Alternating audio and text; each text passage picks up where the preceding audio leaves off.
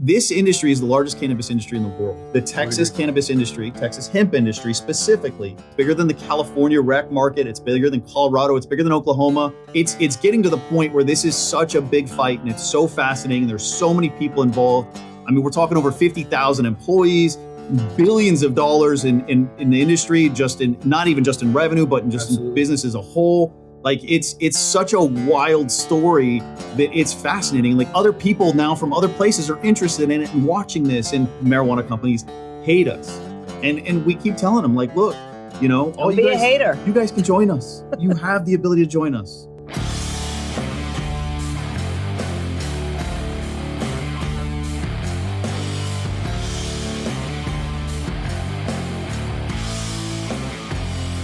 All right, it's another episode of the Texas Growers Podcast.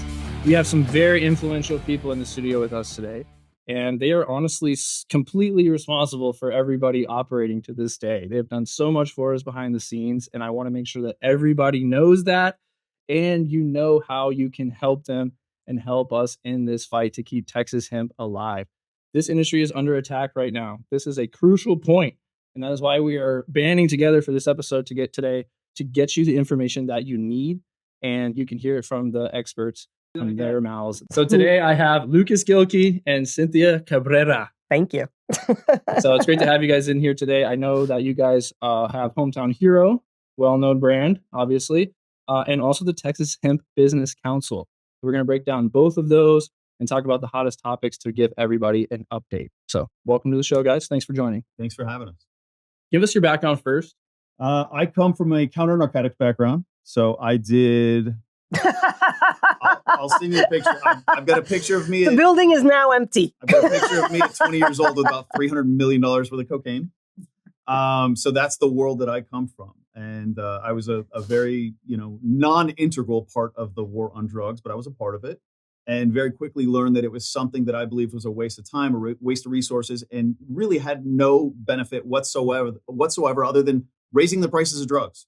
I've seen horrific things. We dealt with a lot of immigration as well and other things. And I've seen a lot of sort of the really bad impact of drug smuggling and where that's ended up and all these crazy scenarios at a very young age. And that really sort of set in my brain what my thoughts were around drugs and around different things. And sort of, I had no intention of ending up in this industry. And yet, I think God and the universe works in mysterious ways. And here I am. And I believe that I was put here for a reason. And, and then met Cynthia about 10 years ago, and we hit it off immediately and, have continued to just absolutely torment each other since in the best way possible. And, I'll let her speak, but I absolutely love her to death. She's one of my favorite people on the planet. And I cannot say that there is a single person in the world that would be a better fit for this fight other than her. There's a reason that we work with her. There's a reason that we really strive to just use her as a resource, not just for us, but for the entire industry. A lot of people don't know this, but we have companies from all over the country, every state, marijuana and hemp, that contact Cynthia for guidance and how to do this in their state and how to.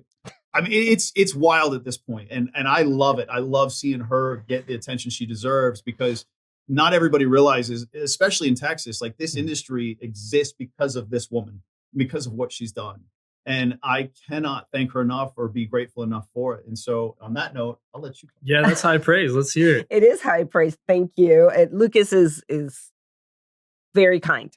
He's very kind. Hometown Hero is a wonderful company to work for. I mean, I've known these guys for almost 10 years, and it's just been great. And the thing is, what's fantastic about my background is that I'm not a good employee, right? I'm not a yes, ma'am, no, sir, whatever. Just like, I like doing things. I like getting things done. And Hometown Hero and I share the same philosophies of life, politics, business. And so when you get a match like that, it's like a gift from God. I mean, it really is like so amazing. Like, how often do you get to like just have this, like the puzzle fits just like this and it clicks into place and you get to do what you love with people you love.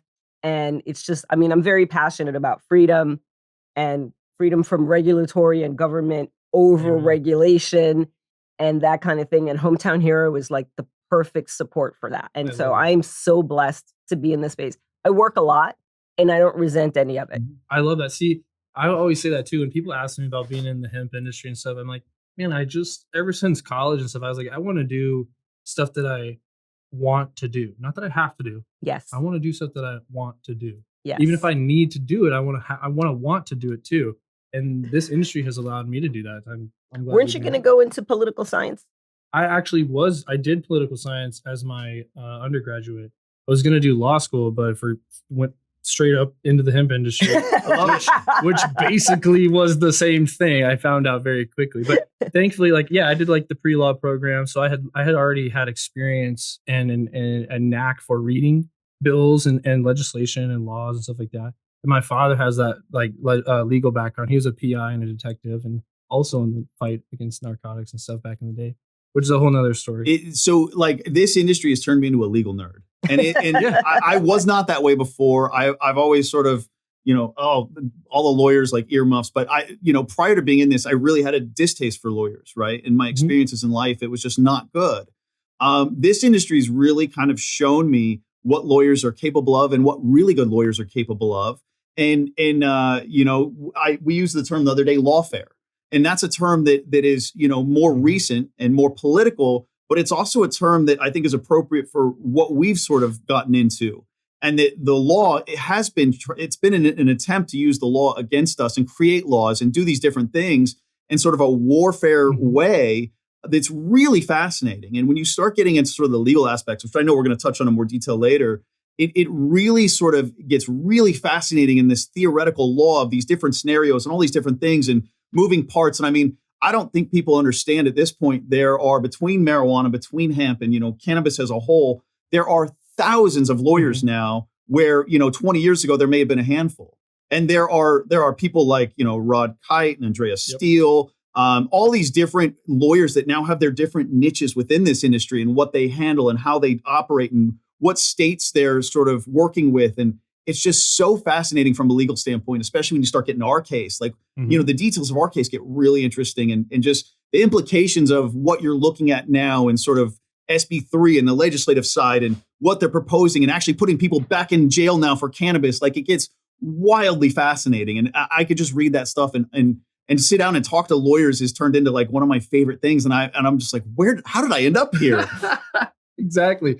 I literally found out that not only do you have to learn, for me, it was learning horticulture, learning plants, learning a whole supply chain, but then also figuring out oh, nope, change the hat now. I'm going to have to go listen to politicians speak, talk to attorneys, read bills for myself, read laws for myself. It's been. And something. Even within the context of the attorneys, there's vast disagreements. Oh, absolutely. I mean, that's what attorneys are for, to give you their opinion of what they can do for you in your situation. That's what attorneys are for. One of our friends always jokes that if you ask attorneys for a definition, if you ask 10 attorneys, you'll get 10 different interpretations. But if you ask, for example, a chemist, the same, you get one answer. I left out Amanda Taylor between Rod Kite and Andrea Steele. Amanda Taylor is the bomb. She's amazing. She's incredible. We've been very blessed just throughout Cynthia and I's network and through our friends and being able to find just incredible attorneys throughout this process. And it's interesting, there are some attorneys that will be very effective and very good at certain things for a certain time. And then we have to sort of switch strategies, go to a different attorney. And so as this thing has escalated, there has been sort of changes in legal strategy and changes in the legal team. And it's really fascinating as a whole. So when we're talking about attorneys and all this, we got to go back, I think, to the original fight, right? That's got us here. So let's unpack that because, like I said, I want to play dumb here. I'm going to pretend I don't follow you guys on their amazing YouTube that goes over this stuff. But let's go back to that original injuncton that you guys brought. I'll even go a little bit further back than that, sort of how this whole thing started. Back in 2019, HB 1325 passed, and I believe, and it went into effect essentially in August of 2019. We were in the nicotine game. We were doing e-liquid sales, and we knew that the time frame on that was limited. The FDA was coming after it and wanting to kill it, and so we were always sort of looking for what was next and knew that there was that was a stepping stone to something greater. And HB 1325 passed and was kind of literally put in our lap. At the time, we were distributing to about 6,000 vape stores. At the time, it was all vape. And those stores started asking for hemp products. And so we immediately rushed to market. It was one of the wildest three weeks of my entire life. We went from concept to finished product on the shelf for sale in stores in 3 weeks. And to do that, we had to sort of like break all kinds of rules, not legally, but sort of internally, and really throw out what we thought about business and launching products. And so we were literally selling joints, CBD joints, in e-liquid tubes. So it was kind of comical in the sense that we were taking a nicotine product, removing it, putting in the hemp product, and literally selling it with a different label, right? And we did the same thing. Shout out to Sam and Abe at Chubby Gorilla. We were the first company to prototype the Chubby Gorilla bottles with them, which are now like predominant in the market. Everybody uses them. Yeah. We were literally the people prototyping and like working with them on those and giving them feedback and trying to improve the bottles. In the beginning, there was issues and they didn't work quite for the way that we were trying to do it. And it was an incredible journey, but we were able to get a finished product out in 3 weeks for sale in stores. And it's unheard of. It's unheard of, and people out there that watch, they know. Like that's insane. I think our normal product launch now takes about 6 months. Yeah. And so to do it in 3, we were scrappy and just didn't take no for an answer. And there was a lot of long nights and a lot of work. Mm-hmm. And so we were able to get products out pretty quickly. Right out the gate, we did well just because we were in so many stores already. The distribution network already existed. It made sense. It worked. It was a very easy sort of addition to what we were already doing. And so that transition happened pretty quickly. The hemp products did good, but I always felt like in the beginning there was no THC, right in the very beginning. That really didn't exist. And so I always thought that the CBD products like CBD isolate and sort of even the CBD joints, which don't get you high, there's really not a lot of effect from it. There was always an assumption that I had that it was sort of a novelty, and the novelty would wear off fairly quickly, and it did. We saw sort of the market started to collapse on that within like 3 to 4 months. We started to see a pretty heavy decline in sales. And so it was like, okay, what's next? And that's sort of where we stumbled into hemp-derived cannabinoids and sort of other things outside of CBD. And I remember having conversations with multiple people. And at the time when we first sort of figured out that hemp-derived cannabinoids and specifically the THCs were available to sell legally, we had to get multiple lawyers involved. And I was dying to sell them, but the lawyers were like, hold on, like there was about a 2-week process and we spent probably close to $25,000 to get legal opinions on these products. And it was so new and it was such a novel concept of what we were trying to do that I remember having the phone call with the lawyers at the time, and they came back and they said, I have good news and I have bad news. I said, well, what's the bad news? And they said, well, if they want to put you in jail for this, we think they can. And I said, well, what's the good news? They said, we're pretty sure we can get you out of jail if they put you in jail. I said, sell it. We're doing it. We're doing it. Yeah. And so that was the beginning of sort of what has now turned into this multi-billion-dollar industry in Texas with over 50,000 employees. And that was really the root of sort of all of it. And I remember thinking back to those days and having very serious conversations with the group of guys that we work with within Hometown Hero and the partners. And just so everybody knows, we have no outside money. There's no VC. We're all privately held. We always have been since the beginning. And we're very particular about that. We're very proud to be Texan owned. Essentially, it is a family owned business. The majority of the owners, I think, are siblings. Are related, yeah. And we drive each other crazy in the best way. But we also realize that we don't have the ability to work with VC money, even though, that's come up and there's been opportunities to do it. That's not part of our business philosophy. We do this for freedom and for camaraderie, and I do it for the fight. I'm a fighter by nature. I love this. And I strongly believe, you're talking about looking for a reason to do something in business. Yeah. Like, this is my purpose. If my pay went to zero, I would still do this. There's no question about it. I wake up tomorrow and I would still be at the office and I'd still be fighting with her. The money means nothing to me in this. Not that we make a lot. We spend so much money on the fight that it's ridiculous. It's gotten to the point where it is wildly crazy how expensive it is. And I don't think everybody fully understands that.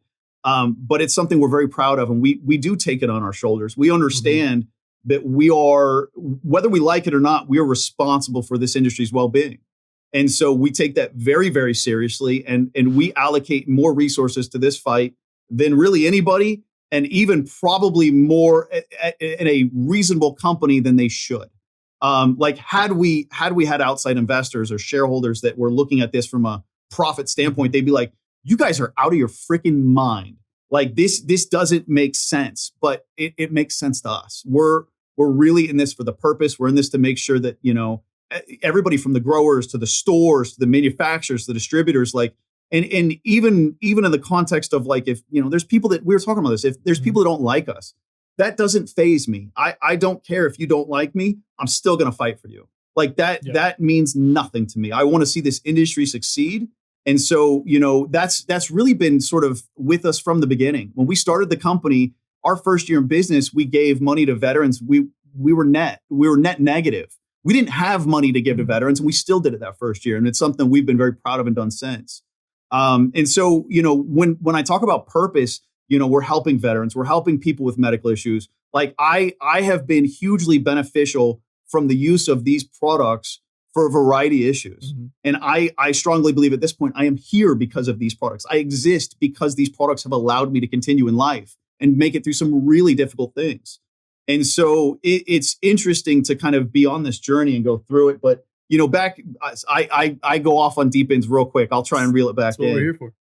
But 2019, we sort of started in the CBD side. 2020, the lawyers came back and sort of gave us the green light. We started pushing hard. I think it was late 2019, actually. I think the THC stuff started to come out that we were launching.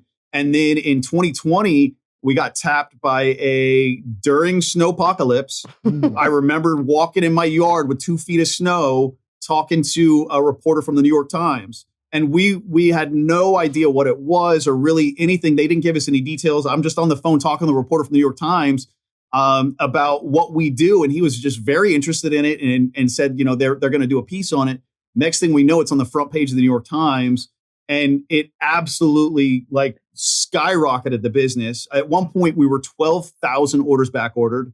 I was having to do daily videos to tell people and apologize and show them that we literally have our entire sales team and everybody working until midnight, packing boxes, trying to get product out and trying to get caught up and just kind of doing damage control of these products are shipping. Yeah. We ended up with orders from super famous celebrities and all kinds of crazy stuff. It was wild, and it forever changed the industry and the business. Yeah. And I'll go back to that article. That article also changed the political landscape in Texas because from that moment on, we were not really on the radar, but that article put us on the radar. I've been told stories about that article within the political realm of the Capitol in Texas that thing really sort of set the fuse in terms of the politicians being like, whoa, they're doing what? And, some very high level politicians essentially being very upset at what we were doing, despite it being legal. And I'll let Cynthia kind of take it from there into the political side because she's really been with us day one since the political side. And I'll let her talk on that. But it's been a wild ride and highly fascinating in every way. No, yeah, but thank you also for putting it out there. So seriously, there's a disconnect. There's people that I know in Lubbock that do this that don't know certain things that are happening in Austin or down in Houston and vice versa. So that's what this platform is for. I'm glad you went through all of that because that really explains a lot, and I want the credit to be claimed. I think not only just on the efforts but the money. A lot of us on the smaller side, the grower side, we know it costs a lot of money and we don't got it. We want it. And that's the thing, up until this year, we've really never, we've kind of done some fundraising, but I've always felt weird about it. I've always kind of had the mentality of we created this, let's fix it. Right. And I don't want to lean on people that are smaller companies and struggling. And I've been there. We started out of a garage in North Austin, straight up. I have no shame around that. When we started, I was 3 months away from being homeless. I had $4 in my bank account. Ron at Vapor Project cut me a check for $4,000 and said, go make this product. And I literally took Ron's check and went and bought the raw ingredients to make his order because I didn't have the money to do it. Love you to death, Ron. Ron's a good friend of ours, and he's a wild one. And this company partly exists because of what he did in that moment. Absolutely. And like, that's the thing. We've all had those situations. I think a lot of us come from that. And we see these things. We see people getting active. We see people asking for help. Like, a lot of us small businesses, we want to do something. That was one of the things that was a catalyst for this show. Was like, I don't think a lot of growers have the time to do their own content, but I can offer a platform because of my unique situation, my background in doing this. I know that I can offer a platform for them to at least come for an hour and tell their story. And the more stories that are heard, the more education is out there, the more exposure. And then I think with that becomes more money, more sales. And with that, more money to keep this going and keep fighting and join in. And I think with the Texas Hemp Business Council, you guys are doing a great job with different levels of how you can just contribute in some form or fashion to help you sleep at night, to know that you're a part of that fight too. And you got to show up, guys. If you're watching this, you got to show up.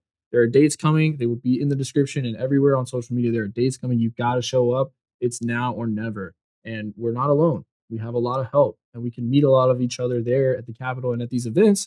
And you can see that you're not alone in this and that you have a lot of resources.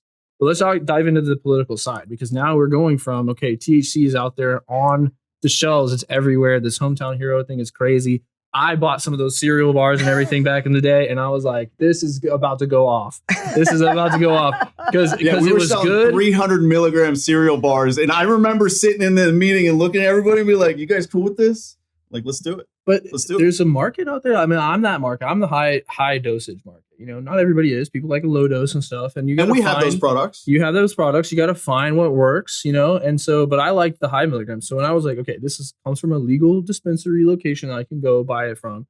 It has the same ingredient as any other rec market or anything out there. It's just hemp derived. And I can enjoy this product because it tastes good. And I can go back next week and they'll have it again. That's crazy. That I think opened up a lot for the consumer's mind as well. Yeah, so, I love telling stores that like what you sell is in a lot of cases superior to what's being sold in Colorado or California. In a lot of cases. I totally agree. I believe that and honestly, that's kind of a point of pride with me with Texas now of like, there are people leaving California to come into our hemp market in Texas. That's how good it is. Unfortunately. I mean, unfortunately. I love allies, and you go ahead and talk about the political side. Okay. So when I say it's unfortunate, it does tie to the political part because you get people that come in from another, and I moved here from Florida. Okay, so I'm a transplant. You get people that come in from another state, and they're like, "No, we should do it this way." Oh, you know what? This hemp stuff, it's no good. What we really need to do is to legalize marijuana. And it's like, wait a minute. Why did you move here exactly? Was it for freedom? Was it to take, And your marijuana business failed in California? Yeah, and so you're going to come to Texas and you're going to screw it up for everybody here? And it's like, no, every time I see somebody with a Lambo and California plates, I just want to do something. Because the mentality is, we screwed up California. Now we're going to come and screw this up because, we did such a great job over there. I talked to a guy the other day. I was telling Lukas about it. Somebody in the marijuana space who, not in California, but he's in a rec state, and the bottom has dropped out, not making any money. They have to pay all of them, their Oklahoma, investors. Colorado, California, all these states, the market has just completely gone to crap. Yeah. And so I spent an hour on the phone with him, and he was like, hey, and I did it as a favor to a friend of mine. And he said, hey, I think I want to get into this market. I just don't understand. I mean, the level of the stuff he didn't know, basic stuff, was incredible. I mean, at one point he asked me how much THCA they spray on flour. Ooh. So, I mean, it was this level of whatever, and I'm explaining things and I'm telling him, and I connected him with 4 different people that can help him in his journey, whatever. And he emailed me the next day and he said, hey, I talked to a marijuana investor who says this whole hemp thing is going away. So I don't know if I should really do this. And I'm like, well, the marijuana investors they've done a super job so far. So you should definitely listen to that guy. I'm like, what do you do with that? And it's that lack of education. Anyway, so to go back to the lawsuit, and all of this will tie together in a second. But to go back to the lawsuit, some people were not happy. that this industry, and I have had people in the hemp industry make the argument to me that if that New York Times article hadn't come out and they hadn't highlighted Delta-8 being an option, that nothing would ever have happened. And that is incorrect. We actually took a lot of flack in the industry for that article and were blamed for drawing attention to the industry.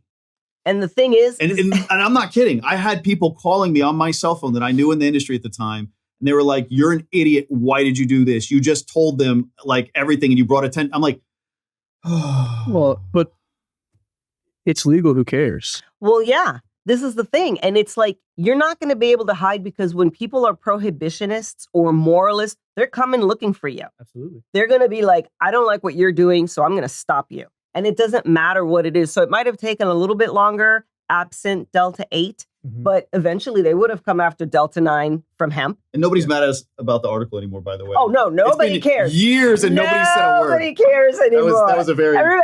people started making all this money and they were like, wait a minute, can I get in the New York Times? How'd you guys do that? Yeah. So it was just like this whole thing. Anyway, so legislative session, they tried to push a ban bill. 2021 session. 2021, but very like half-heartedly, whatever. And instead, what they did was and we have a lawsuit against the state of Texas. It is not, I always say it's not a sexy lawsuit, right? It's not sexy. It's a fascinating lawsuit. It's fascinating, but it's not sexy. It's an administrative procedures violation.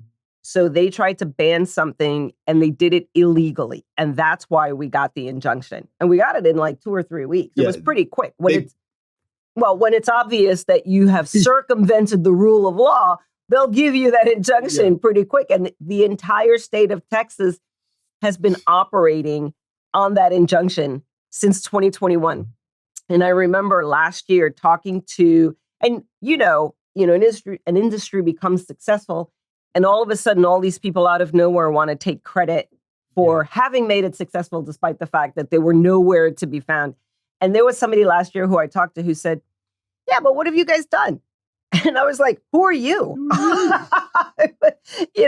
So we've had the lawsuit, the state. Real quick, to give some context on the website. So DSHS in October of 2021, after the session had ended and essentially, I wouldn't call it a win-in session, but nothing happened, right? That's a win. We had lobbying teams. And so there was a standstill and nothing happened. October of 2021 comes and wake up one morning and I've got tons of phone calls, text messages from lawyers, people freaking out. And they had put on the website that essentially Delta-8 products were a felony to sell. And the way they had worded it even made it retroactive.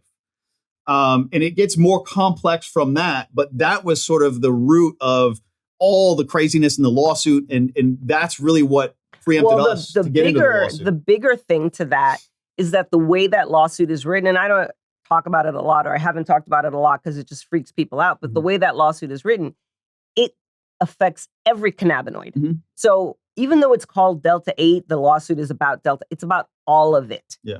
And so, when it was an industry killer. Yeah. And people come over to me and they'll say, "Hey, why don't you just give up this lawsuit? Like, we can lose Delta-8." I'm like, that's not what the lawsuit is about. People don't understand if this lawsuit goes south at any point, this entire industry is gone like that. Yeah. It's done. I mean, you were pre-law. You understand the difference between shall and may, right? The huge differences between those. And this lawsuit is like that, right? It's just riddled with landmines and all these little things. But the overarching issue is that it would affect everything, right? And so when you look, so let's go back. So we're talking about a Delta-8 lawsuit. SB 3, Senate Bill 3, which was introduced last week, has been obviously fast-tracked, is going to be heard this Monday, March 3rd. We'll be there. We'll be there. I will be there. That bill bans everything, not just Delta-8. It doesn't go out. And so this has to shut all those people up who are always like, "Oh, it was just about Delta-8. Why don't we just give up Delta?" And this is, and I'll get back to the lawsuit in a second, but that mentality is the thing that just makes my skin crawl. Let's just give something up and they'll leave us alone. No. Texas is our largest state. We're going to defend it to the end. But it's not the only state we do business in. And so we're engaged in multiple states. And I've gotten into arguments with people. I mean, I sit up at night going through 67 pages of, some crappy bill in some other state to edit, because every time a state adopts crappy regulation, it's worse for us. It's another, it's death by 1,000 cuts. In our own industry is so terrified that they're like, well, let's just give this up. Let's just give that up. And then they'll leave us alone. And let's do this. And Lukas said something yesterday, which just like resonated with me the whole way home in I-35, rush hour traffic. Plenty of time. Plenty of time to reflect on it. But he said, nobody's coming to save us. And that's exactly right. Nobody's coming to save this industry except us. And I mean the royal us. Yeah. And it's like people who sit around and think there's a quick fix or a quick solution do not understand the players on the board. They don't understand the dynamics, and they're looking for a quick solution. And people who are willing to sell out, so you've got this entire industry and they're like, well, we'll just take this little piece right here and we'll That's only not how it works. No, that's not how it works. If somebody can take things away from you, they're not going to stop until they've taken everything away from you. We all know how important harvesting is and how hard you work to get there. So don't settle for less than 454 bags.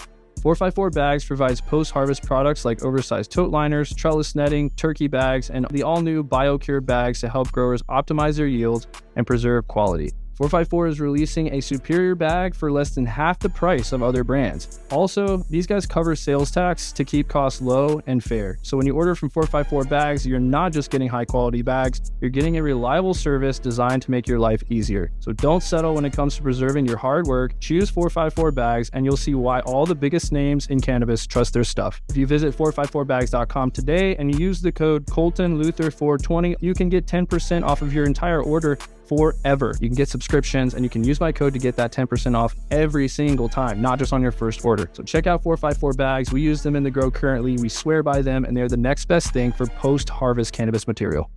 That is the nature of it. It's even more complex because in a lot of states, even in Texas, within Texas, it's not just us sort of against like the prohibitionist political system. We've got marijuana that's trying to kill us as well. Totally. And so that's where it gets really fascinating and in a lot of states, even like in Texas, we'll see the marijuana group align with the prohibitionist politicians. Yeah.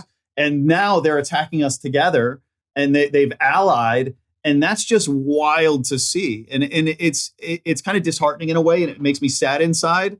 But at the same time, it's just part of the fight that we have to take on and we have to understand. And it gets way more complex than most people realize, especially when you start involving other companies within cannabis. Marijuana companies hate our guts. Like, I cannot be more clear about that. This is not, and we have tried in every way, shape, and form. I am pro-cannabis at heart. I am so pro-cannabis, it's not even funny. The problem that we run into is the marijuana companies want to see us dead because they believe that their issues stem from hemp when it's largely regulatory overtaxation, all the oversaturation, all these different things that sort of they're dealing with. And then they blame hemp for it when the reality is it's just the marijuana systems were not set up to be sustainable and be successful. No. They weren't. So this is the thing. So the marijuana industry in multiple states agreed to these terrible regulations that don't allow them to make any money. And they're like, well, let's make it harder for hemp then. It's not fair that they're doing this. But they So I'll use the medical marijuana industry in Texas, which is a big agitator and a big supporter of SB3. Mm-hmm. And, you can thank the medical marijuana folks in Texas for a lot of this. Yep. And they have a state-sanctioned monopoly. And they're like, hey, you need put 3 licenses in the entire state. One company has 70% of the market. It's been almost 10 years. Yeah. And, I think last year they had somewhere between 10 and 12,000 patients. You can't survive on that, right? And it's a very, very restrictive program. But you chose to get into that. You put some money behind that. You knew what the risks were. And then another industry, which happens all the time. It's like people being mad when the car was invented. But I have a horse farm. It's like, no, you can't let them make cars because we have horses. And, we bred all these. It's so stupid. And the marijuana companies, most of them are unable to pivot. And I'm going to be a little offensive right now. And they're not that smart. because they hedge their bets. And so they'll get into the hemp space. All those THC drinks that you see from the marijuana companies, it's all hemp because they're shipping it across state lines. It's the only way they can make money, blah, blah, blah, blah. So they pick this one thing that they think is going to be safe. And what they're doing is they're waiting to see who wins. They don't want to put any skin in the game. They don't have to. They don't want to take any hits. They don't want to do anything that they don't help us with any of They don't help with anything. Despite doing sales in Texas with hemp products, Correct. None of them are helping us. They don't help with anything. And, like on the one hand, you can just see that they're like, well, we're just going to wait for them to die off and then we'll go back to our thing. Or they're like, oh, well, maybe this will work out and we can sell more. And it's like, what do you talk? Like, pick a side, like be smart about it, be strategic about it. It's unbelievable. Well, you've got the Texas medical marijuana companies that are now trying to sort of appropriate the products that SB3 is trying to outlaw. They're now trying to appropriate those products into their industry in another bill. So it's like, whoa. So SB3 would ban, all types of THC, but then the medical marijuana, there's a bill for the medical marijuana. I think it's SB 1505. I think it's 1205 or 1505? 1505. Just curious. I think it's SB 1505. It would allow the medical marijuana program to sell vapes and flower, which they currently are not allowed to sell. But you got into an industry that didn't let you agree to regulation that didn't let you sell that. So if anybody looking at this, I don't know if you've had a chance to read SB3 yet. Yeah, I read through it. It's terribly written. It is terribly written. That was my first impression. Yeah. I have to give an expert, and I was like, I have to give a correction. In our video, I said it bans everything. I had some friends call me and say, hold on. From what I have been told, CBD and CBG isolate are the only two things. Well, that's what we said, isolate. Well, I even had some questions if isolate would qualify because the decimal points on how far it goes back. That's what I'm thinking. But I had some friends that told me they've seen isolate that would qualify. Well, here's... but the vast majority of products on the market would go away, and anything that is considered full spectrum, including chapstick, illegal, felony, like you're going to jail. So that point, help me with the math, that 0.001%. 0.001. 0.0001% equals 1 part per million. Yeah. Is that right? I think so. Or 100 parts per million? I don't know. That is too early for that. The point is... We're not here for math. Right. I'm definitely not here for math. The point is that pharmaceutical active ingredients are allowed 2,000 parts per million. Pharmaceutical active ingredients. And let's be clear, that's a ban bill. It's an industry shutdown ban bill. The only thing you will be able to buy is CBD isolate, and nobody wants CBD isolate. Even people that want CBD don't want CBD isolate. They want full spectrum CBD. Correct. And so, we were talking about this. I would almost have more appreciation for this thing if it was just a one-page thing that says, we ban everything, end of story. But no, you have 7 pages pretending that you care and pretend. It's like, no, it's a ban bill. It's a ban bill. And then on the other side, you have SB 1505 that just opens up the medical marijuana side. And it's like, you cannot see this and think that there is not a bias on the, that leans in favor of the medical marijuana side. It's terrible. And here's the thing too, is you guys have said this, these people can get into hemp whenever. Yeah. Any point. For virtually no money. Especially Correct. if you have all that access to capital to get Senate committees to literally do your bidding. Literally eviscerate Texas businesses and criminalize people. But yeah, I think it's crazy. They can jump in anytime. So can some of those other people from rec and medical markets and all that. Yeah, they absolutely could. I think there's an ego thing in this industry. There is. And that is crazy to me. I will say, I have to commend everybody around the Texas grower cohort. A lot of us do know each other. We do like each other. And we want to literally turn our backs to each other and literally fight everything that's coming at us. Yeah. Love it. From every border of the state. If you don't realize it, it's Mexico. So that's the cartel. Yep. We have New Mexico, which is rec and medical. Correct. We have Oklahoma, which is a freaking free-for-all. One of the largest black market suppliers. Yes. Sorry. And then Louisiana, who also has a messed up monopoly situation, which we could go into, which has other issues. But all of these different places, we have enemies coming from every which way, direction. And it's honestly, I think it's united us. And now we've got the beer people, we've got the liquor store people. I mean, it's unbelievable. And then we have separate prohibitionists that are not necessarily attached to the legislature that just, I don't know if you were at that May 29th hearing on the ban bill when they first started talking about it, but they had all these moms come and testify. And they were all from Colorado. Their kids, their adult children had, terrible lives or whatever. So they shipped them in from Colorado to talk about why they should ban. And it's like any other time, Texas doesn't want to know from Colorado. They don't care what Colorado does. They don't want to be associated with Colorado. And Lukas brought this up the other day. This ban bill, this is exactly like something California would do. And the Texas legislature hates California. I listened to a hearing on a completely unrelated industry that was super fascinating, super interesting. And every single one of the same state Senate affairs people that is working on our issue, working on banning us, said, hey, we don't want to be California. Don't make us like California. This is California like, I don't know if we want to do this. But this ban bill is exactly California. It's out of the California seems playbook. like copy and paste. Yeah, absolutely. And because of the failing medical industry. And Texas is, we're open for business, the Texas Miracle, all that other good stuff, except for this industry. Yeah, which is like, no, either you're hypocrites or you mean it that you're open for business. Well, the even crazier part is this is state legal. Yes. Like we're operating within the full legal bounds of what we're allowed to do. And so like it's gotten to the point where, we're gonna release some numbers on Monday at the committee hearing in my testimony that are going to be very shocking to people of what this industry will cost the state if they get rid of it. Yeah. And it is shocking. It is crazy numbers. I mean, I can only imagine. Just the cannabinoid industry alone, plus you add the supply chain and everything on top of it. It's insane. I mean, my most recent episode, somebody was like, yeah, our gummies, we're introducing them to boutique stores and people outside the industry. This 1 square foot of our 3 gummies can pay your rent. Yeah. Shops are like, what?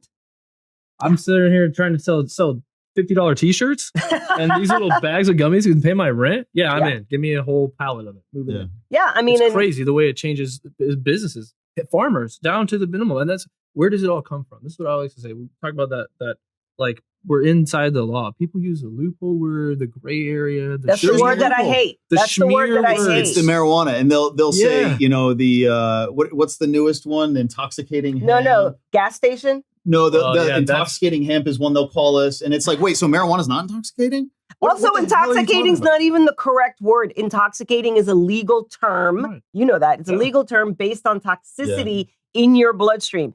So it may be impairing, it's not intoxicating, but the marijuana side, they talk about this, and even the Texas legislature, they talk about this like hemp is intoxicating, but marijuana somehow isn't. Right. And no, it's like the lack, again, the only way you can explain it is that there are ulterior motives at work, because otherwise none of it makes any sense. The famous thing that I learned was if it doesn't make sense, it makes dollars and cents. So if you look far enough in, there's money somewhere. Follow the money. Always. But those schmear words, those come up in my comments all the time. I like to always handle that. Like, that's just not true. That's just absolutely not true. There's a guy that I follow on Instagram, and he does, he's an independently owned pharmacy. They don't take insurance. And that's why I started following him, because insurance is just a crock. Totally. It's just whatever. Anyway, so I started following him, and then I had to unfollow him, and I've never liked another one of his videos again, because one day he said something like, if this descheduling or rescheduling happens of marijuana and it becomes Schedule 3, and he starts talking about how similar it would be to pharmaceuticals or whatever, he said, or are you going to get that gas station hemp? Or something like that. And I was like, you're done. I direct messaged him I DM'd him first, and he didn't respond. And it's like, if you have to find like insults to put on something, you've already lost. You're losing because you don't have a good argument. You have to just insult. You have to make stuff up. And Lukas and I spend all day arguing with, I can't even go on LinkedIn anymore. I did call somebody an idiot on LinkedIn yesterday, but it was justified. I don't care. It was justified. I'm sure they had it coming. I usually don't like name calling, but it was well deserved. You should have tagged me so I could say, yeah, you're an idiot. Well, they blocked me. They deleted it, and then they blocked me. So it's crazy. The swear words are out there. There's so much misconception. There's so much noise. People have these large egos. They say, I hear it all the time too. Like, I'm from California, I've been growing for 145 years, and before you were born and before I was born, fourth generation grower. Exactly. Like I'm a legacy and all this stuff. And I'm like, well, that's cool, but you're still wrong. It doesn't make you right about the laws and about facts. Like that's cool. And You've been farming. Yeah, people from everywhere tell me all the time of like, oh, you can't do that. I'm like, I've been doing it since 2020. I mean, yeah, I can do why that. not? Have you like, why not? That's my favorite question. And I went to MJ BizCon and everything. I was speaking on a stage. Shout out to Grow World and the Connect community. They put me on a stage to talk about it. And I was like, I'm going to say this loud for this whole floor to hear, all you growers, but like my license to cultivate hemp and to manufacture cannabinoid products is significantly cheaper than what you guys are. What was the reaction? Oh, I mean, like it was like people were like, boo, No way. Oh yeah, and I'm like, but that's the thing is that, like, I love it. Embrace the booze. I embrace the booze, but I was like, we just see where this is going so far down the road. I'm not quick and greedy to jump in and want to monopolize and want to do all these things because there's never going to be enough flower, hemp, cannabis, raw material to provide everyone. You know what the core of it is? Flower. I think that a lot of it is that these companies that want a monopoly, these companies that are like, we need to limit the market or whatever, they know that fundamentally they suck. They're going to fail. They're not good companies. And the only way they can survive is if the government makes sure that they have a monopoly. That's it. Totally. Come compete on a level playing field and then see how you do. And it's like, what are you, afraid of competition? Yes. Yeah, they actually are. Afraid of freedom too, it seems. Afraid of freedom too. Yes. But yeah, that's what's frustrating is like there's all these misconceptions out there and people are quick to like chime in and it's like a constant battle and argument. And I'm like, I'm not trying to be an asshole. I'm not trying to argue with you. I'm just letting you know that like I'm here doing it every day and I don't know who you are and I don't know where you live. So like it's probably obviously not here because the people in Texas are like, dude, we're gonna buy your product. Where do I get this stuff? This is great. I didn't know I could do this. It's like people are elated. There's like a small few. Yeah, they just usually don't know what they're talking about. But obviously it puts us in a weird bind because we want to be open and honest. I want to platform this stuff. We're not doing anything wrong. Hiding would be cute to believe that, we're doing something illegal. This is what I always tell people in the space. I'm like, stop acting like a criminal. Yeah. You're not doing it. We're not doing anything wrong. Stop begging for scraps. We deserve way more than scraps. Absolutely. And that's what is weird because I think it comes from like the industry, especially on the grower side. Growers, most growers that grow legally in Texas have been doing it nefariously in other places and in the past. That's how they've gotten so good. But I think it's like it's bridging that gap. It's speaking that language of like it's okay to put a brand to this and to license up and test your products, get legal paperwork to do what you need to do. Have legal cannabinoid products up for sale on your website. Like you don't have to hide anything. You don't have to do anything sketchy to make money anymore. There's a route to do it legally. And you probably want that for you and your family and for the state and the greater good, right? And so most of them do. And it's just like, I think that's like some of this media push. I think what we're seeing right now is obviously they're attacking us very heavily. But I think what we're seeing right now is more history being made. That's one of my themes on this podcast. So like things that we all do, they make history. Maybe not as big as what you guys have done, but But you're a part of this too. We're all a part of this. Yeah, but the way the story involves everybody in this industry, and that's what I love about it. It's a huge story. It's a multi-billion-dollar story, and the way that we act or react determines things and makes history. And I like to remind everyone that. What I think we're seeing is one of the largest, I think, hemp or cannabis media pushes in Texas history ever. Between your show, my show, other creators out there that we all know. Shout out to Rocky, who we just met the other day. He came in and said hi to us. Right awesome on. Guy. That's my boy, dude. That is my boy. That is my boy. I love that dude, man. Shout out to all my Louisiana peeps. That NOLA culture. We love that. That is my boy. Yeah. And we're doing big things. We want to stay above board. We want to stay transparent and open and accessible and show people, with me and him, it's like me and him sit next to each other. And it's like, the society and everything is against people that look different like us. And we put that together. We have that ebony and ivory thing going, right? It's like, I love this dude. He loves me. I want him to win. If I lose a sale, it better be to this guy. If I lose a sale, it better be to this guy who is in the state and doing it right rather than some MSO crap that they're pushing. That's cheap and, illegal, some of it, so it's like really crazy. But I think this is crazy that it's come to this where we have to really dig into these types of platforms and mobilize and be active and diligent and follow people like you and get that information from experts in the source. Like you said, this is your full-time job. It is my full-time This job. is what we do all day, every day. I mean, Sunday at 10 p.m. at night, we're on the phone arguing with each other about best strategy and how to do this and how to protect the industry. And you mentioned the advertising spin and the media push and all these different things in Texas now. This industry is the largest cannabis industry in the world in a sort of single economy. The Texas cannabis industry, Texas hemp industry specifically, is the largest in the world. It's bigger than the California rec market. It's bigger than Colorado. It's bigger than Oklahoma. All of these markets, California's numbers are declining every year. Their gross sales numbers are declining every single year, every quarter. Absolutely. You can look at the data; it's coming out, and the Texas market's going up. I think we have more talent too. I say that all the time. I think really talented growers, manufacturers, people that are like really trying to do. I think we have that out here. The best products are in Texas. Like I'm finding myself like I go to different states and I can try products in different states. And I'm finding that I like our products better. I like the Texas products better in almost every way. And it's kind of like, you know why I think they're better? Because we don't come into this with a predisposition of what it has to be or whatever. And the last argument I got into with somebody on LinkedIn was a self-described cannabis purist. So you could only take what the bud that came off the plant, and that was the only thing. And I was like, what a limited vision. This person is never going to be successful in business. They probably have no friends. And it's like, why do you think that you're the pure? And he said he was a disciple of the plant. Jeez. And I'm like, you're an idiot. Yeah, I didn't say it in the thing, but I was like, what? How is that a way to conduct business? And so you get these people like in California, but here we're like, well, what can we do? How do we make this taste better? How do we give stuff that people want? You also have to make good products in Texas because if you don't, there's a ton of other options. Yes. There are not just 3 license holders in the hemp industry to where if somebody makes bad gummies, you have 2 other choices and you better hope that they're better. And when you self-regulate, it's easy to tell you what's good. The consumers in Texas get to decide what the best products are and who they support and what they want to buy. But that's back to the competition. So you have to make good products. Yeah. Like we pride ourselves on making some of the best products.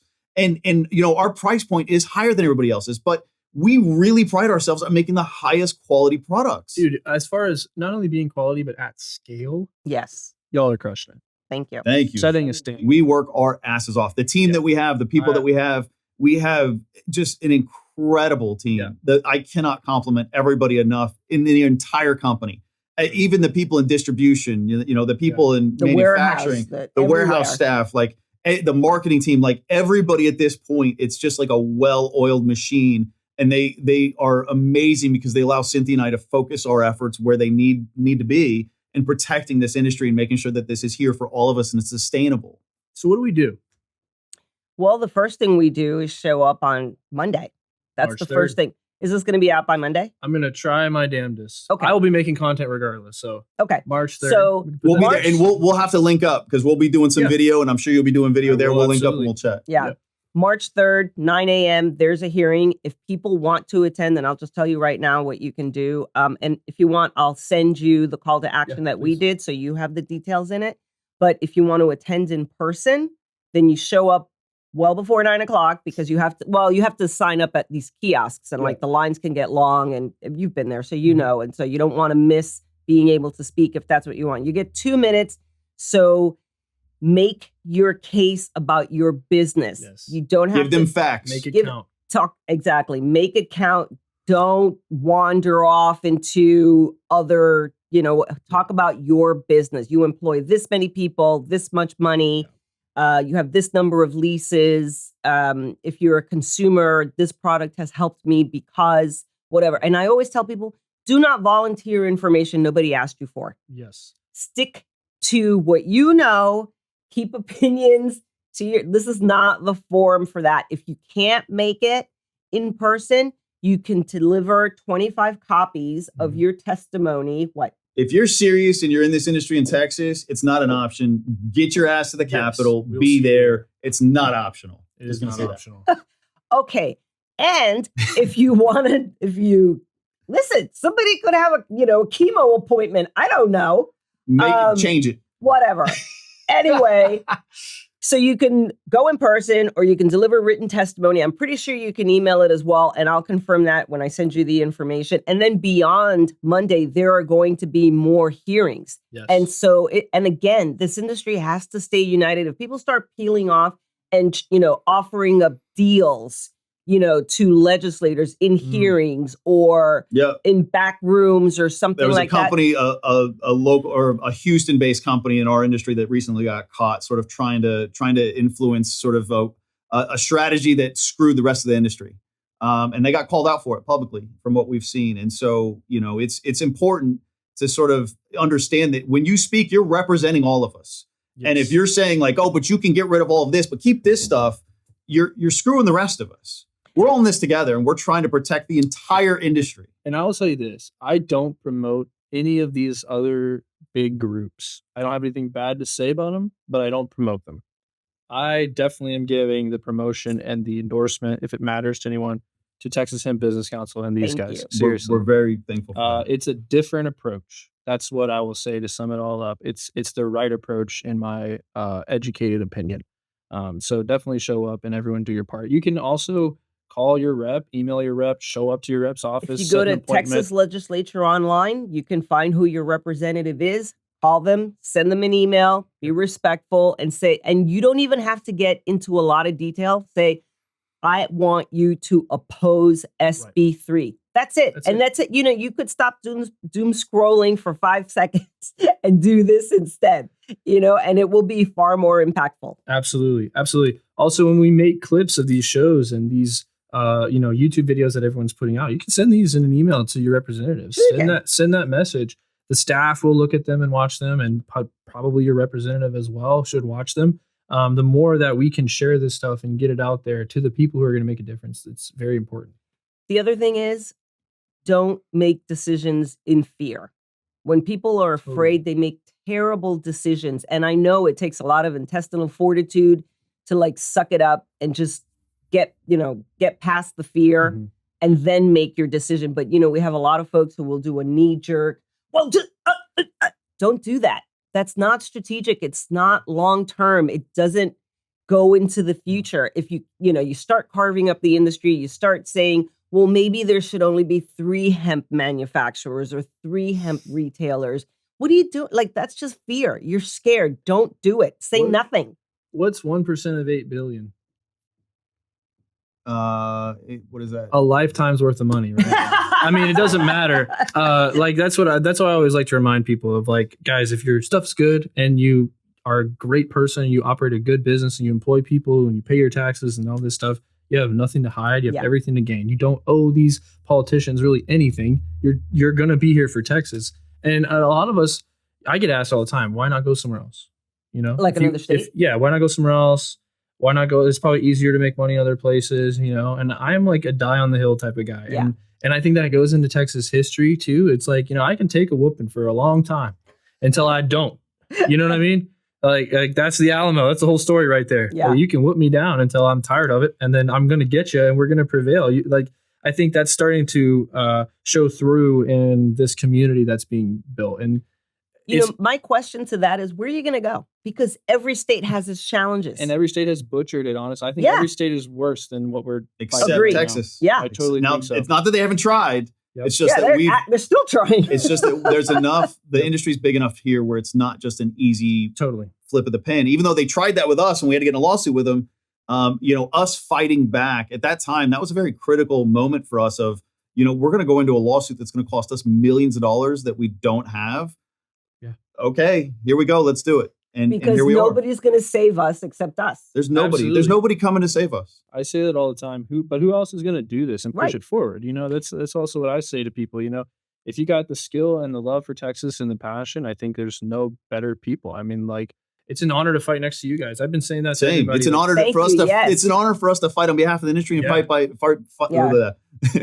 beside everybody else. It's a lot of fun. No, Colton, and your efforts. I mean, everything that you're doing, putting this together, reaching out, the whole deal. I mean, it's immeasurable. Thank you so much. Yeah, thank you. Like I said, it's just my piece of the puzzle that I can bring to the table. With my knowledge of doing the media thing, the digital thing. but also just politics and stuff. I know a lot of my guys and my friends in the industry that are operating, they don't know this stuff. They're turned off by this stuff. Rightfully so. Everybody's got their thing, you know, but we got to bridge that gap. Sometimes it's just, it comes to a head where you have to do certain things to get to the next level or protect what you love and what you've invested in and what you've worked so hard for. And that time is definitely right now. It's upon us, and it'll probably be upon us again in 2 years, and then in 2 years, and then in it's a never-ending fight. It's a never-ending fight. But I mean, that's part of the fun of it too. Yeah, no, it is absolutely, and the camaraderie that I've seen, like I said, I'll go back to that point. I've seen it. I was going to say this too, you know, to see you kind of walk around one of those events that I saw. Right? I kind of like, not to be creepy, but I watched you walk around upstairs and stuff. I was kind of like, I was just getting your temperature. I was like seeing like, what does she think about these events? And you know, it's like, and nobody's talking to you. And I'm like, I don't know if they know who you are and they don't wanna, or if they don't know who you are and they don't know better. And so I was like, this is crazy. But to see you kind of walk that floor and really not get much value from it until I caught you, you know, I wanted to make sure that you understood too, that like that's unfortunately the who's who, that's the room. And I was excited that you were there, because I didn't ever have access to you. I have access to those goons that are in that room all the time. Love you guys. But like, I know you. It's cool. It's the new people. It's the people that don't have access to that group, and vice versa. And, you know, and also like showing a higher level of this industry. A lot of the people who won those awards at that event and that were on stage speaking, those people are the people that I want to win and that deserve to win. And to get that exposure, you know, maybe they didn't take up that opportunity to speak to you when they should have. But I think it is still worth it to sometimes attend those events. Yeah. And I wanted to get this episode behind us and get all this out in the open, because I do want some cross relationship there between our audiences, because I'm never going to sit here with packets of bills and things on my screen and stuff and go over this stuff. But I definitely can be the source to that source. And I think that's just as equally important as it is telling the stories of businesses too. And so definitely check out these guys on their channel and everything that they do. It has been my Northern Light Bible beyond my own personal research for years now. And thank you guys again for everything that you do. Like you said, I love this fight, and I'm super honored that we get to do this. And I'm a 6th generation Texan, and I don't plan to ever go anywhere. And, you know, to do this is a huge honor, to make history with people like yourselves that are actually high level. You know, it's not all of the stigma that people think these avatars of people operating are. You know, it's not all selling illicit weed out of a van on 6th Street. Yeah. You know, a lot of people have really large established businesses, and they're very, very highly educated, powerful people that do things on a high level. And that's who I want in charge of my products that I'm putting in my body or relying on for health reasons or any of that stuff. That's who I want to have access to. And that's what this platform really is for. And that's what it's designed to do. So. In Cynthia and I fully understand. I mean, this stuff is highly intimidating. Before I knew Cynthia, I was super intimidated by it. And like, what do you mean we have to hire a lobbyist and like all this different stuff? And you'd see bills and like, it gets daunting very quickly. Oh yeah. So we really kind of take the standpoint of like, how do we simplify this for you know, people that are not dealing with this in an everyday basis like we are? How do we simplify this so people understand what is going on? Yeah. And then what do they actually need to do to make sure that things stay in our favor? Yeah. And that's critical, because if people don't understand that, it's just the industry is going to be disjointed. Nothing's going to happen. So, you know, we've kind of taken it upon ourselves like to educate people within the industry and make sure that people understand. Like, well, we try. We do try, but just really trying to educate people in within the industry, and even on the consumer side. Like, it's important that people understand like what is going on behind the scenes. And it's also so fascinating. I mean, we've got a friend of ours that is now doing a documentary on this. Like, he's going to be pitching to like Netflix and stuff. And there's multiple companies in Texas that are involved, and he's watching this whole thing. I mean, it's getting to the point where this is such a big fight, and it's so fascinating. And there's so many people involved. I mean, we're talking over 50,000 employees, billions of dollars in the industry, not even just in revenue, but in just in business as a whole. Like, it's such a wild story that it's fascinating. Like, other people now from other places are interested in it and watching this. And, you know, Texas is referred to within the cannabis space, specifically within the hemp space, as a bellwether state. What happens in Texas dictates what happens in the rest of the country. It's going to make an impact across the country, because Texas is a conservative state. And that's what a lot of people hide behind. Oh, it's just a conservative. Well, no, Texas is a business-friendly state before anything else. That's the first thing that everybody always Unless talks you're in about. hemp. Unless you're in hemp. But there should be so much support for the state of Texas because, number one, it's huge. Land, size-wise, 30 million people, more people every year. This is the biggest cannabis market in the country, legal cannabis market we were talking about this the other day. So you have the medical marijuana side, which doesn't sell a lot. And listen, it goes against who I am, but I understand somebody trying to regulate for their advantage, right? Oh, we're not making money. We need to get rid of this thing. And the marijuana industry is elitist, meaning there's just it's a also handful. VC funded. Well, it's elitist. There's a handful of people who have access, but the hemp side is egalitarian, which means that there's equal opportunity for everybody if they want to get into it, right? You don't have to regulate against somebody else because you can just go in there and compete with whoever's in the market, and may the best product win, may the best marketing win, and that's how we do it. So the opportunities that we have to be fair, Texas could survive on hemp for a very long time without having to ever change anything again. Absolutely. Ever. That is always our goal, to keep this industry exactly the way it is through every session. That is always our goal. Absolutely. I love that. I'm for absolutely no change. I don't want that's a win. I don't want massive legalization tomorrow. We're not ready for that. The structure of that is not set up, and obviously it's going to be Bosch like the medical program and other markets. I don't want people out of jail and all this stuff tomorrow. I think there's a lot of serious work and legislation that goes into this, and to do it right, having regulation that doesn't kill businesses is a lot of work. It's set up perfectly the way it is. That's what I mean, but that's what I mean. We don't need to go crazy with this.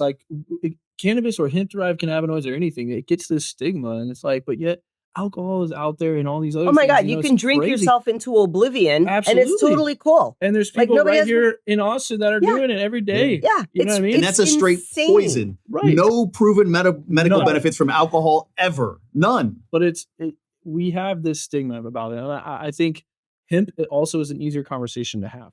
I've had plenty of hemp conversations with older folks and conservatives and everybody in between. But having a marijuana conversation or a cannabis even sometimes, it's whoa, no. You know what's challenging is that, particularly here in Texas, which only has hemp and there's no recreational, and the medical is super restrictive or whatever. And it is a conservative state. One of the challenges that this industry has faced this session or upcoming to this session is that people who are in favor of marijuana legalization took the opportunity, and they're good-hearted. They, I don't think they have any malicious intent or anything like that. They took the opportunity to say, hey, bans don't work. And then they go to the next step, which is we just need to legalize marijuana. Yeah. That's how we lose. Straight up. That is how we lose. Absolutely. And I talked to somebody who had that, who wrote an article about that or something like that. And so I contacted this person, and they said, well, I almost can't even say it with a straight face.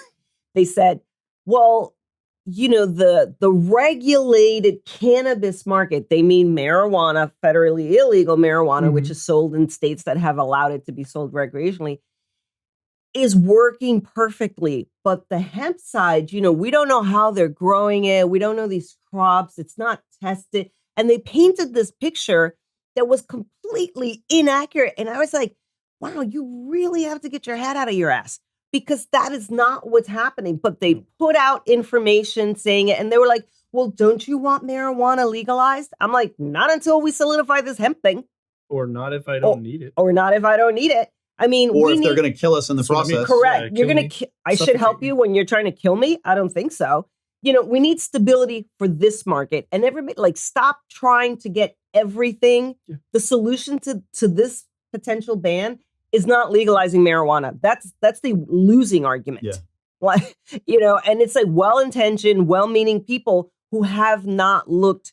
I don't know if you're aware of the number of reports that have been written by national and state organizations opining on what should happen to the. And every time I see one, I get in contact with whoever it is, And I explained why their report is not great.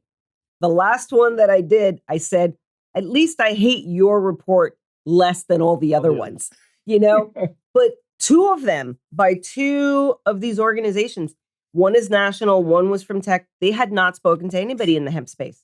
They wrote reports that they sent to the legislature, and they had not even gotten the perspective. They had not talked to one hemp business owner. Wild. How do you do that? Like at that point, it almost seems malicious, but it's just out of ignorance. I know. That's what makes it so hard. Doesn't mean that's an excuse. Yeah. No. But ignorance is not an excuse. Ignorance is not an excuse. But I've seen a ton of hit pieces. Yes. And I'm like, now, you did to not be clear, ask anybody the about marijuana any of industry is funding hit pieces against us. Absolutely. That's been done numerous times, and we talk about them in our videos and laugh about them. But it is serious, and like it's something that we deal with consistently, and we get called out all the time. Marijuana companies hate us, and we keep telling them like, look, Don't be a hater. You guys can join us. You have the ability to join us. Yeah. And there's a lot of them now that have joined us. And what's interesting, we've got friends at Cheech and Chong, which is a marijuana and a hemp company. And now they're under attack in California by the marijuana industry because they've gone into hemp. Their own peers are now attacking them and trying to dismantle them and mess with them and do all this different stuff through these It's like a cartel. It's wild, bro. Really? It's the marijuana mafia. It's unbelievable. It's unbelievable. Yeah, it's just crazy. I have met plenty of people in that space that are like-minded with us. They understand that their situation's different. They're not working against me, though. You know what I mean? Like, they a lot of people are intrigued in hemp. There's a lot of brands and businesses that I know that are MSOs or operating in other places. I say Texas, and they are like all ears. They're they should be. At the mouth. They should be. They should be. And like, we have so many people, we have so much space, we have so much agriculture background. I say this a lot. We have so much talent. I have a ton of. I could call people right now and nonstop and get a list of people who have amazing talents in growing and manufacturing. So I have a question about growing. Yeah. Is there a location, a place in Texas where most of the growing happens, like the greater concentration of growing happens? I would say within us, I would be maybe 50-mile radius of Austin is probably the greatest the concentration. Mecca. Yeah. Okay. But I mean, it goes out to Lubbock. No. Yeah. Cabrera Family Farms out there, largest indoor grow in Met Texas. those guys, great people. Great people. I think their reps are Burroughs and Perry, which is Correct. pretty crazy. Yep, they're in Perry's district. It's crazy. Yeah. So they're out there. And Perry's the one that sponsored SB3 for those that don't know. Yes. And then we go down to Corpus Christi. Okay. Jake from Fresh Grown is down to Corpus Christi. Giddings right here, 4K Farms in Giddings he's got a really great operation. He's a nationwide, cannabis operator. He does consulting and horticultural specialization for big lighting companies and stuff all over. So a lot of these guys, like I'll know them from the Texas cohort of growers, and I'll go to the world stage, if you will, of MJ BizCon and some of these other ones, and they're there. Because they were. They're there with lighting companies or a nutrient company, or they have some sort of connection because they're trying to get themselves out there on a world stage because they don't have anything to hide. They're very talented, and they've maybe come from other markets or other spaces in the past.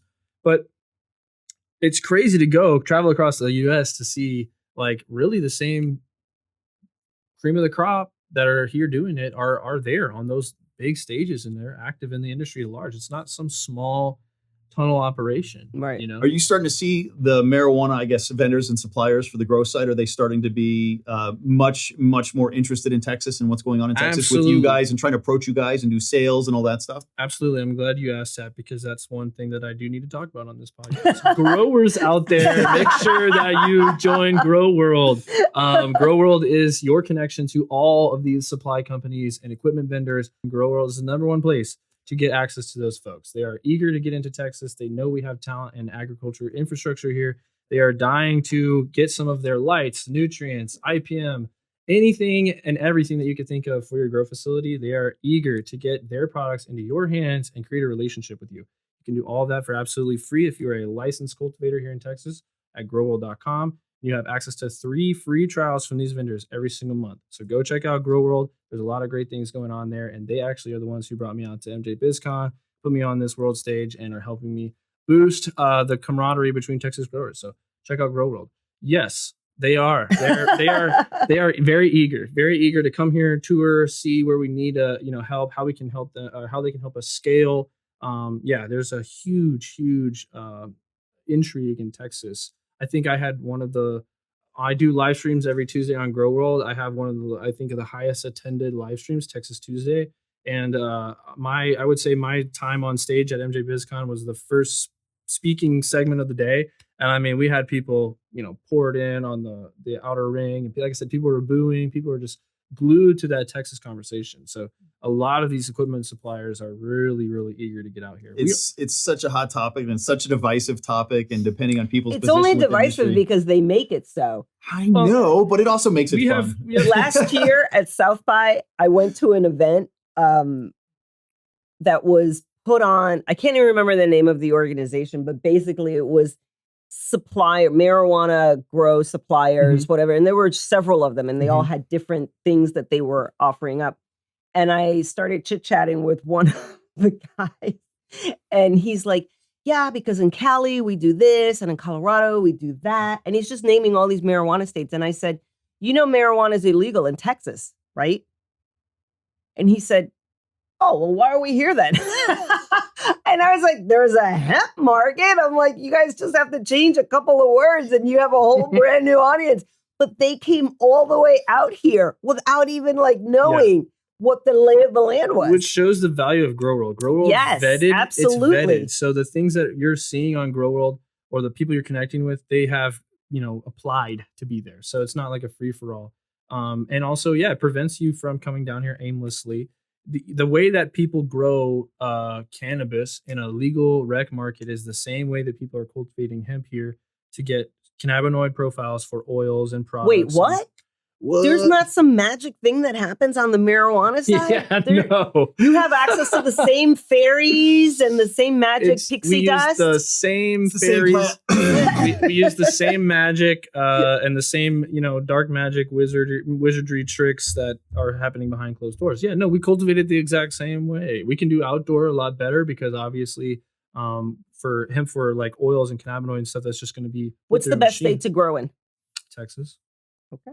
Man, Texas is the best state to do anything in. I will tell you that. Seriously, it's the best state to do anything in. I feel like, so there was a movie, I can't remember what it was called, but there was a movie about sort of California breaking the French wine, sort of domination. Right. Bottle Shock. Yeah. I feel like Texas is doing that with hemp and with Great cannabis. Movie. You should see it. And essentially really taking the title from California, from Colorado, from Oklahoma of what are the best products in the country. I'd argue now, I think Texas is leaps and bounds ahead of many of these states in terms of what we're producing. And it's only going to get better. The biggest industry now in the country, in the world for cannabis, and it's only going to continue to increase and get bigger and better. Absolutely. Well, guys, open invite on this show. Seriously. Thank you. Same for you. We would love to have you on. Yeah, I would love to come by anytime. I'm sure there's going to be so many more developments. Oh my gosh. We're It's going to be 90 days of just rocking and rolling. 90 days. I'm already trying to figure out how to move to Austin for 90 days. 90 days. Yes. I'm sure we can find an empty office in our spot that you could throw a sleeping bag bag in. Is fine. Yeah, just a corner. No worries. Just give me plenty of products. I'll knock out anything. But yeah, guys, go support these guys. Subscribe to their YouTube. Stay informed. Go and join the Texas Hemp Business Council. Get involved. Stay informed. The time is now. Be active. I know I've said this a million times. I'm going to say it a million more over the next 90 days, guys. But there's no stupid questions. There's only stupid people asking questions. So don't feel bad that you don't know everything. Reach out to your resources. And if I don't know it, obviously I know some folks that have more insight than even I do. Thank you for joining us. This has been the Texas Growers Podcast with a legislative update and a little background on Hometown Hero and Cynthia, the OG mother of this industry here. We are here because of her. We are here because of her. So if you see Cynthia walking around at events, shake her hand, meet her, talk to her, and express to her what you do. She's fighting for you. You may not know it or see it every day, but she is definitely fighting for you. If you're looking to come on the Texas Growers Podcast and tell your story, we are here for you. It is absolutely no cost. Did you guys get an invoice today? You spend any money to come here? It is a no cost to you to use this platform as your own. We have other partners that are helping us put this show together because it's that important to do what we're doing here. If you want to use this as your platform, please reach out. If you want to become an advertising partner, please reach out to us as well. We are ready to promote you and your business and transform how you reach people with this regulated product. We're experts at it. So thanks for joining us. We'll see you on the next one.